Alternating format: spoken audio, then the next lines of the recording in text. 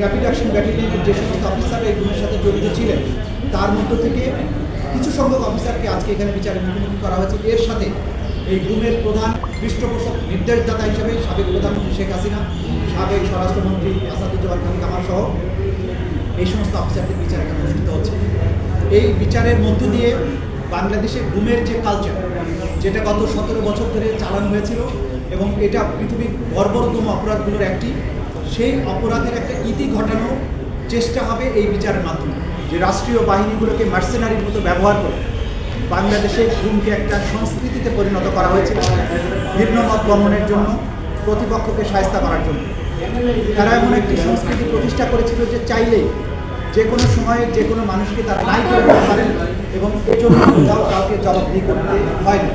এই সংস্কৃতি চালু হওয়ার কারণে বাংলাদেশে হাজার হাজার মানুষ গুমের শিকার হয়েছিলেন এবং এদের মধ্যে অনেকে নিহত হয়েছিলেন, যাদের লাশ নদী নালার খালে পাওয়া গিয়েছে বা কারো লাশ কখনো পাওয়া যায়নি।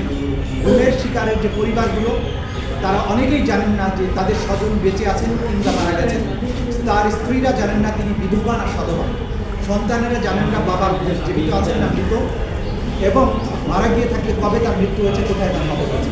সেইটার অন্যতম প্রধান কারিগর ছিল র্যাপিড অ্যাকশন ব্যাটালিয়ন এবং র্যাপিড অ্যাকশন ব্যাটালিয়নের যে সমস্ত অফিসাররা এই গুমের সাথে জড়িত ছিলেন তার মধ্য থেকে কিছু সংখ্যক অফিসারকে আজকে এখানে বিচারের মুখোমুখি করা হয়েছে। এর সাথে এই গুমের প্রধান পৃষ্ঠপোষক নির্দেশদাতা হিসেবে সাবেক প্রধানমন্ত্রী শেখ হাসিনা, সাবেক স্বরাষ্ট্রমন্ত্রী আসাদুজ্জামান খান কামাল সহ এই সমস্ত অফিসারদের বিচার এখানে অনুষ্ঠিত হচ্ছে।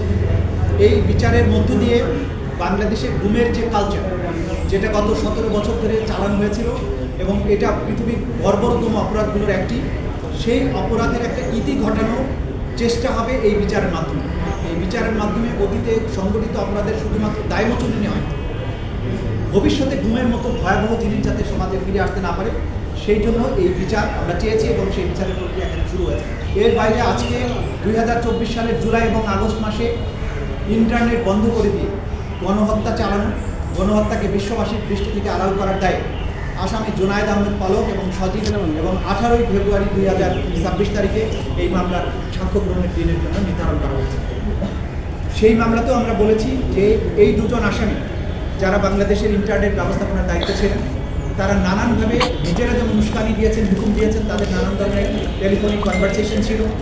তারা গণহত্যাকে আড়াল করার চেষ্টা করেছেন এবং পরিকল্পনা করেছেন কীভাবে ইন্টারনেট শাটডাউন করে, ব্ল্যাক আউট করে দিয়ে কীভাবে গণহত্যা চালানো যায়। সেই দায়ে তাদের বিরুদ্ধে অভিযোগ গঠিত হয়েছে।